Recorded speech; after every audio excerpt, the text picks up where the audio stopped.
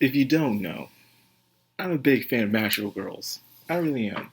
Um, Not all of them, but the ones that have a certain type to it, and not just full blown Modoka Magica, but others I can get into Precure. Precure has some pretty cool fight scenes, Yuki Yuna and stuff. I remember watching Do Re Mi, Mew Mew Power, Sailor Moon, Sympho Gear, Magical Girl Racing Project, a lot of them.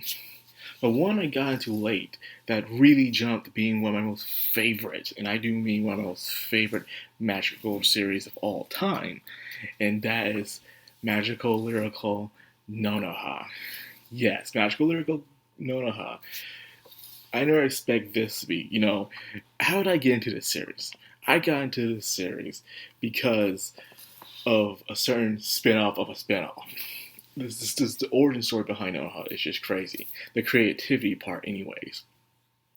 Remember that scene that was all over the internet years ago called Vivid Strike, where this girl was being bullied by these three girls in school, and she just had enough, and she just went to school and completely obliterated them, like broke their face, broke their arms, broke their legs, just ruined their whole lives, man.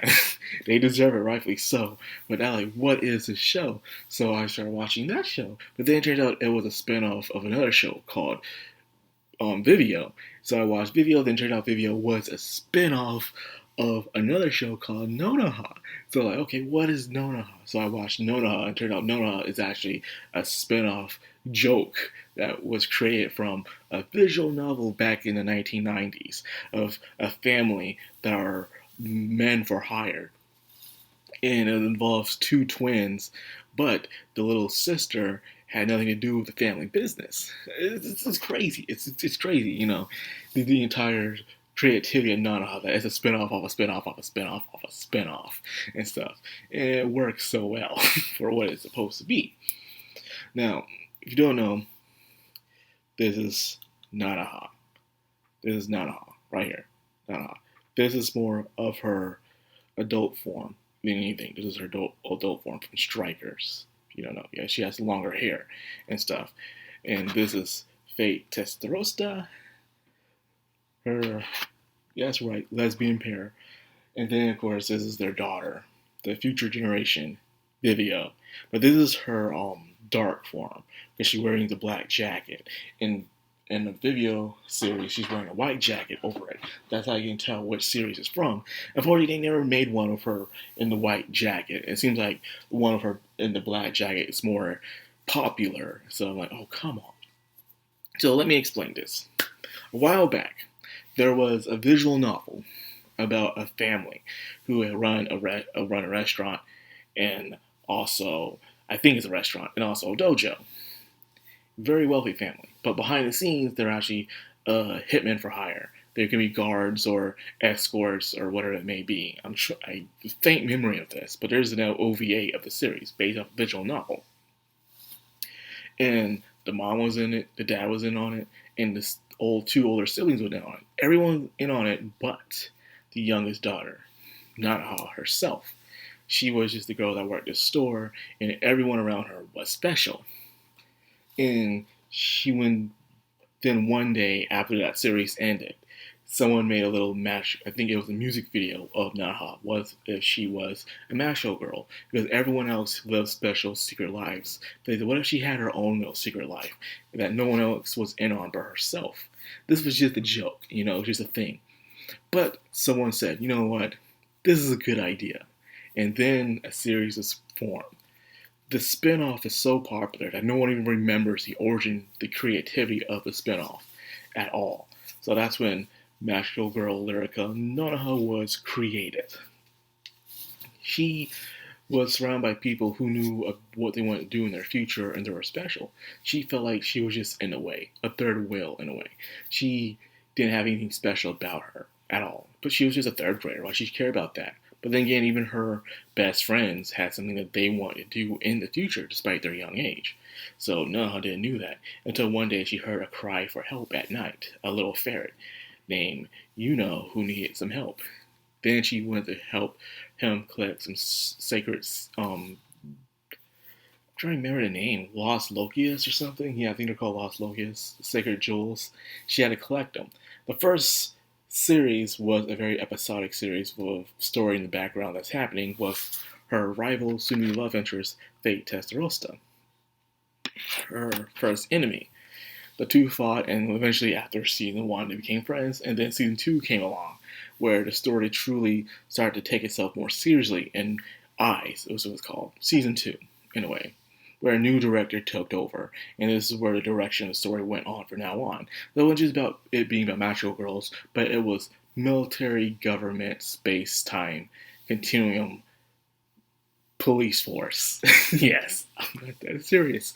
It started dealing with space, time, other worlds and dimensions and stuff like that. Just making sure they patrol the security of reality, pretty much, is what it is. And she becomes part of this force during season two, where she's in training for this thing. So now she finds her purpose, and this is her purpose from now on. She had the biggest secret for than anyone else in her family. So after this, she starts to get older. You see her from being a 9-year-old girl to being a mother later on, to the point where there's a spin-off about her daughter and stuff like that. And Nanoha has become one of my most favorite magical girls of all time. Because how nice she can be and understanding, but at the same time, she has this very cruel and merciless side about her, where you start to see in season two and onward, where there are times where she's just fed up with certain people, she's just tired of doing certain things, and then she shows this merciless side. Heck, even to her own daughter, she was kind of a, she was nice and sweet, but when it mattered, she was she was a helicopter parent. Let's put it like that. She would put her daughter through the ringer like Goku does to Gohan. There's no helicopter around here, man. She, like, when her little daughter fell and stuff, and she was crying for mommy to pick her up. She's like, and Fate was coming over to pick her up. She's like, no, let her get herself up. Let her get herself up. In fact, she is so feared that people call her the White Devil. They call her the White Devil because despite being self-taught, she has extreme amounts of magical energy and is very well good in a fight. To the point that a lot of people kind of became scared of her who didn't know who she really was on the inside. Even her own pupils that she was training in the third season, she had to teach them a brutal lesson of what it means to overexert yourself. And she did. It was one of the most merciless scenes that she ever done in the animated series so far. That, and she also killed a pregnant woman too. That too. But anyways, I'm talking about her, as you know by a title, is that they're doing a 20th year anniversary special for her.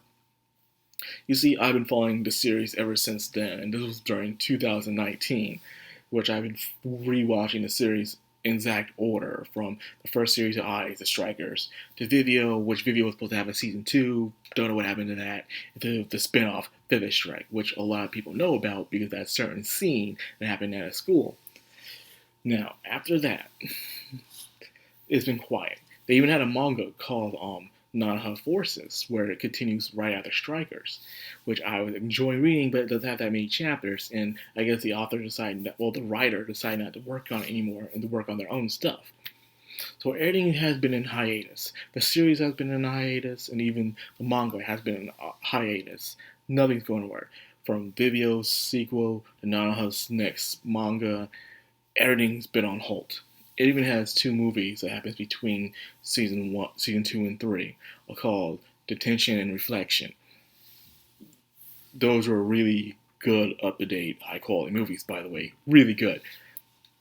Now, it's been silence. It's been silence for a good while. Until this year. There's a special. You remember not so long ago, it was Tokyo Ghoul's 10th anniversary, and all they got was a freaking special expedition. Everyone was mad. So coming to 20th anniversary for Nanoha, everyone was like, okay, what are they going to do for her? They're going to do a serialization of the first 2 movies. See, the first 2 movies is pretty much a better version of seasons 1 and 2. I really enjoyed season 2, but it had some things that was unnecessary. And season 1 felt too episodic at the time for people to really care about it. So what they did, they made these two movies to shorten it up. They put season 1 and 2 in two different movies, and so the watcher can either watch the movie and understand the plot, going to Nanoha Strikers, or going into the two films, Reflections and Detention.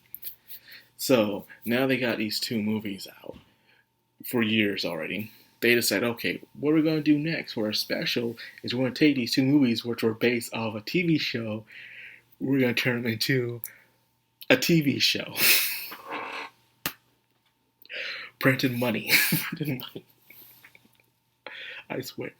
So I am extremely excited about this. Hey, I'm just excited just to have any form of Nanoha news at all, because it's just been a long, long time since we had any.